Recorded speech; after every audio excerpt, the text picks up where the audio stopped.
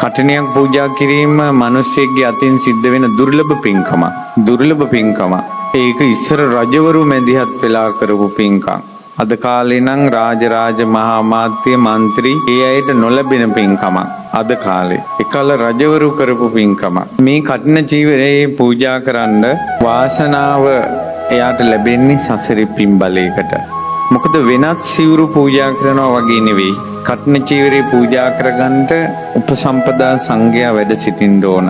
උන්වහන්සේලා එසල පොයෙන් පසුදින වස් සමාදන් වෙන්න ඕන.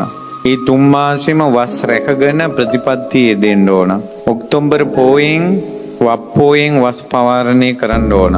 එතකොට මේ කඨින චීවරේ ලැබුණට පස්සේ උන්වහන්සේලාගේ සංඝයාගේ සීල ප්‍රතිපත්තියට ආනිසංස සැලසෙනවා. සිල්පද 5ක සැහැල්ලු බවක් ලැබෙනවා.